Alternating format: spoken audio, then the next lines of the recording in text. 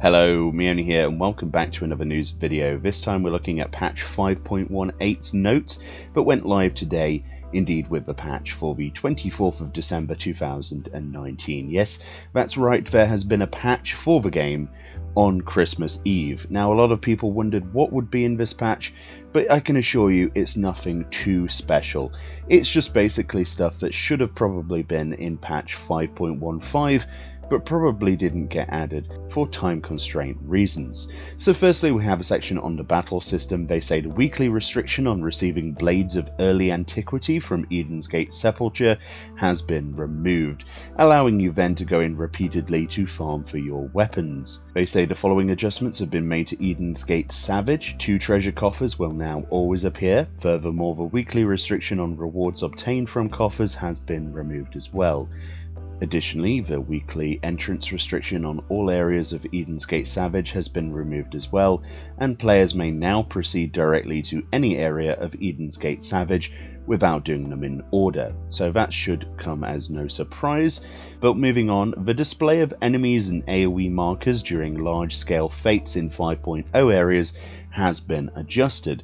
Following this adjustment, your character must be with 100 yards of the fate before enemies can be seen. So this is quite an interesting change, presumably due to latency in certain areas, I would imagine.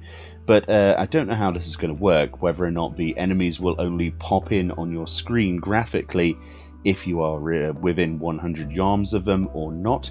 But yeah, that's quite an interesting change that I don't quite understand myself, but it's probably something to do with lag limitations. Additionally, the item required to enhance weapons purchased with Allegan Tomestones of Phantasmagoria, i.e. the Deep Shadow Solvents, can now be purchased from Thafard in Yulmore with manufactured coins from the new Alliance raid. So if you've wanted to upgrade those weapons, previously you would have to get Deep Shadow Solvent from obviously doing Savage modes of Eden Gate, but now you can get them with your manufactured coins, so that's going to be even easier to farm for. There's a section here on all PvP action changes. Most of them seem to be just flat 12,000 to 15,000 HP buffs. That's where they've changed the health potencies.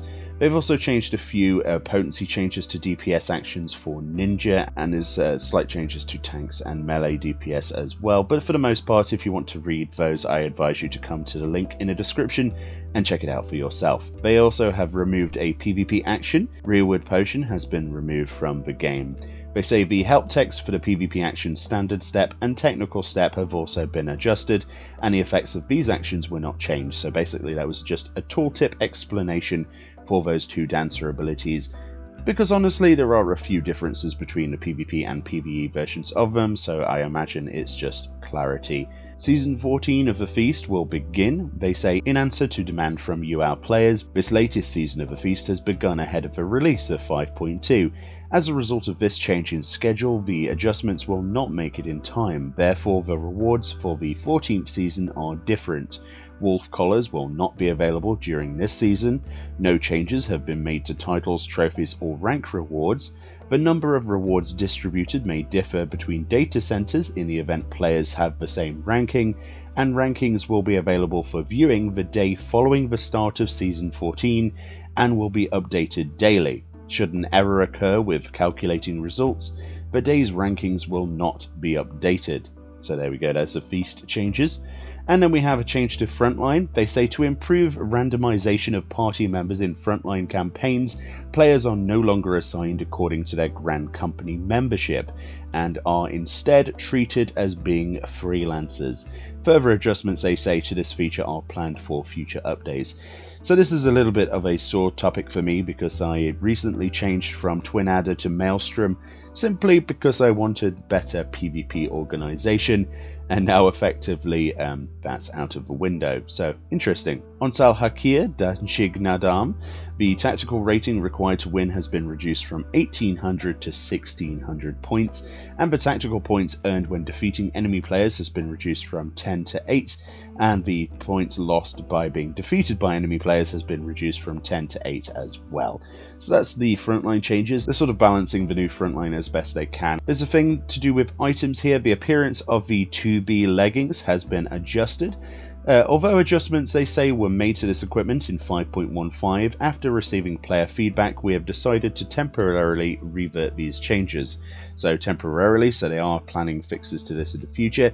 If you didn't know, the 2B outfit and some of the other outfits from that 2B collection in the Alliance raid for various classes, as well as the non-job related glamour, have actually got some interesting properties. In fact, before 5.15 they enhanced the size of your buttocks to a much larger size. This caused clipping, which Square Enix were the first to complain about, and so they took those, they normalized the outfits in 5.15. Apparently in 5.18 for Christmas they have reverted them, so you should have your big butt again for a limited time until they sort of decide what they're doing with it. So that's interesting nonetheless. And a final system change, the position of the Remember Password checkbox has been adjusted. This is PlayStation 4 only. Presumably the Remember Password checkbox was in an awkward position or something, I don't know. And the resolved issues are pretty much the basic sort of PvP things and a few other bits that aren't too interesting. But that was 5.18, you're not missing too much, apart from the ability to basically go into Eden's Gate Savage, have no restrictions, no weekly restrictions on loot or access to that content, and you can also upgrade your stuff with manufactured coins. So let me know what you think about 5.18 below if you're excited for 5.2, and I'll see you all next time.